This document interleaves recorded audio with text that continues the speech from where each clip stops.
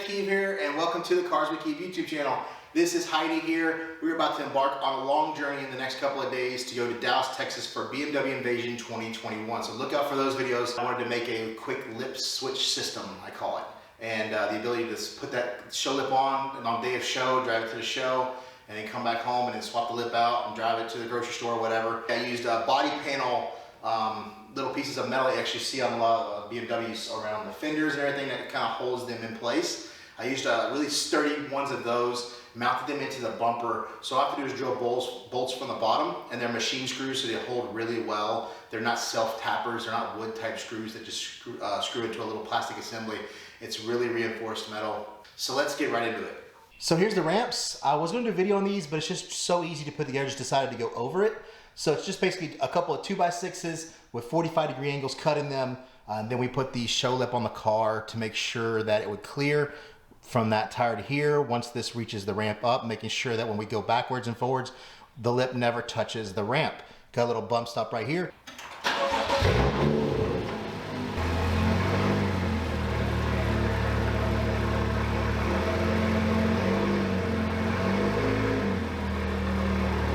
To do tire shine, this is perfect because you can get the whole thing, but mine's just the satin perfect that I want it to be right now, so I'm not going to do that. You see how much more clearance I have.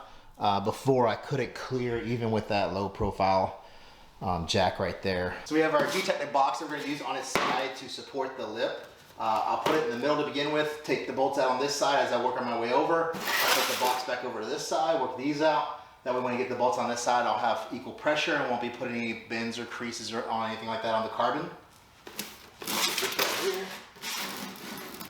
Basically, we're using a DeWalt angle attachment and a 9mm.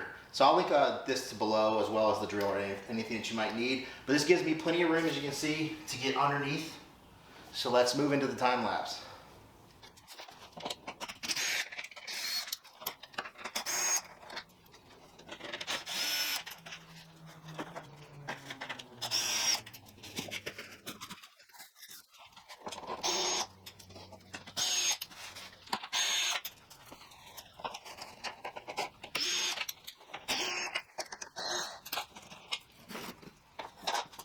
As you see, 10 of these bolts, as you can see, they're body panel bolts. They already have a washer that's built in to the nut, if I can get that to focus. As you can see, so that's one less piece that I don't have to track, is having that washer. And then, like I said, there's no nut on the opposite side. It's a body panel, I guess it's a bolt, kind of, that mounts directly into the bumper that this just screws right into. So the only thing I need is the screw, the drill, and that's it. Now we have a close look at each lip. I can show you the mounting holes. Obviously I didn't use all the factory ones that came with these. This is the show lip. It will always be in this right here when we go to shows in the backseat of the car, because obviously it doesn't fit in the trunk. So these both come from Rush Customs, and I'm actually gonna put some foam on these because the little metal brackets that I put in the bumper, they've actually been scratching where we've been mounting. I knew that was gonna happen. I used the foam as well to create a tension barrier, because on this lip, when it mounts up front, since it's so flat, it doesn't reach the contours of the bumper quite like the Var Slip does. So when you screw into this one, it wants to pull the lip up, and also wants to pull it forward because the middle of the bumper is actually indented a little bit. It's a little bit higher. So in order to combat that, you just put more foam here to create a tension barrier, so when you're mounting these bolts, they reach their limit earlier, and then that way this thing won't be flapping in the wind, but also won't look like this on the car. See the mounting holes that I use, I'm using both. They're from factory. And then these other ones here, I actually created a couple more. I created one here, here, and here. And then it's the same on this side. And then on this lip is flatter to the bumper, so, and it's not as heavy, so it doesn't need many bolts. So I have the one bolted point here, the two here, the 4 in the middle, these 2, and then the one on the end. So on this lip, I can't use the slip low because it has this big concave here. The Varis, we definitely protected the Varis with slip low. Chapters at the very end, I'll have a video where I show how to install this. Just make sure that you're creating a bevel here where this is a little bit further back.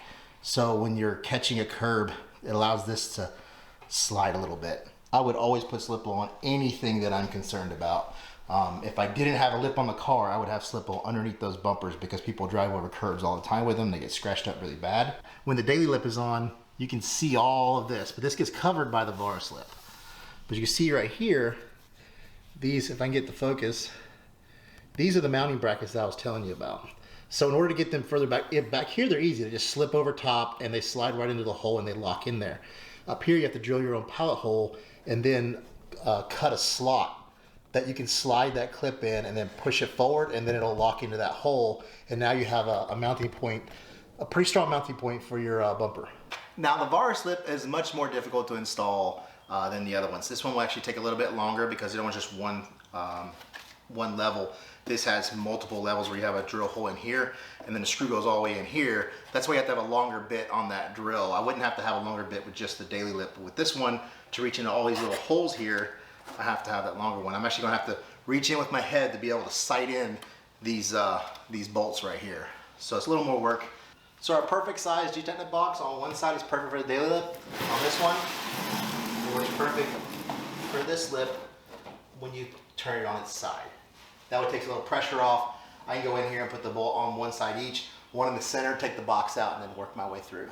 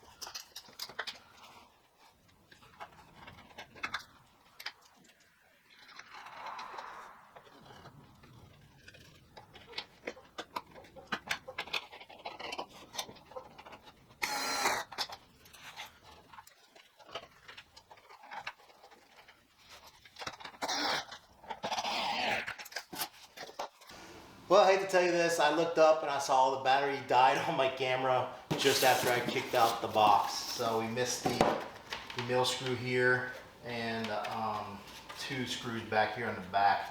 You kind of get the gist of it. I'm not going to install these 2 bolts right here. They're a little bit too difficult to get to. I know when I'm in Dallas, I'm going to have a fun time on a pavement. Once I learn the memory of these bolts, I've only done it once or twice now, the memory of exactly where they're going to go, exactly how to fit it just right, I think will be golden. As you can see, with 2 more bolts right here, it's nice and sturdy. The whole bumper moves with it.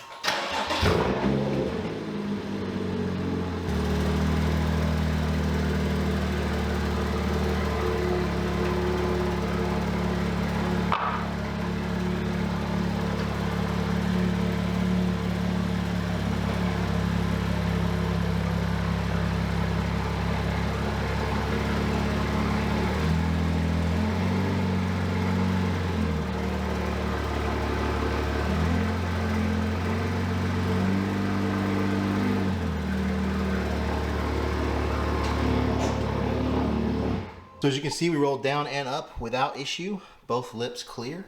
You see this lip just looks so much better on this car. If you haven't already seen it on the car before, creates a little bit more of a shelf.